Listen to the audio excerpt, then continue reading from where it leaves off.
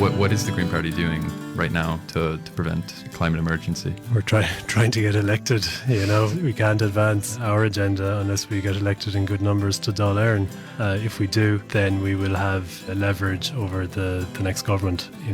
We don't think they're taking climate seriously enough.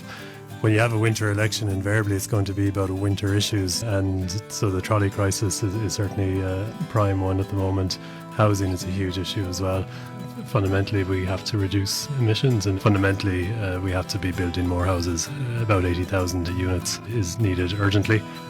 Our proposal is to spend 80 billion euros on upgrading every home in the country up to B2 standard, starting with the most vulnerable.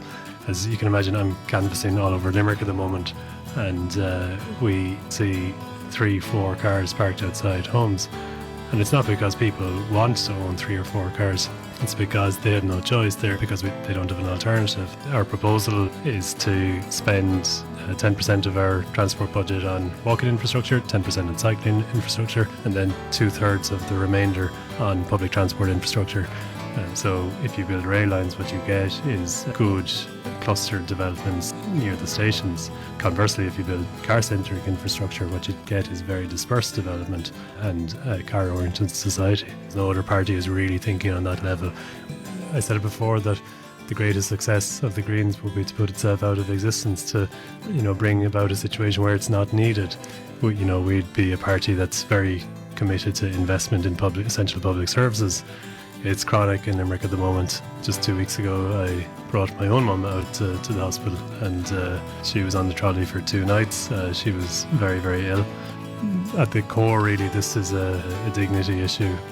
I would often say that the bigger parties are more about power, but the smaller parties are more about policy.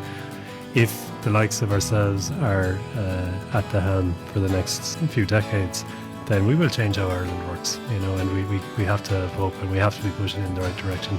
I've been working on climate change for 8 years, so I think that kind of sets my precedent of being in it for the long haul. It is. Most people are quite positive when you answer the door anyway, so you'd have to come away enthused and probably coming up with new ideas and all that.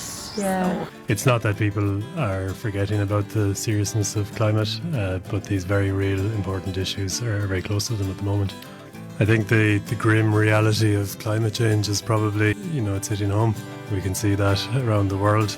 The IPCC report came out that basically said we have 10 years to figure out our way out of this, and if we don't, then we're looking at a fairly apocalyptic situation for everybody. And when they go and cast their votes, they will think of just how important our message is. It's like the time has come and gone for thinking of the Greens as a helpful pressure group. It needs to be in government to create the necessary movement to stop us all from frying in an inferno. So I urge you once again, vote Green, number 1. Thank you.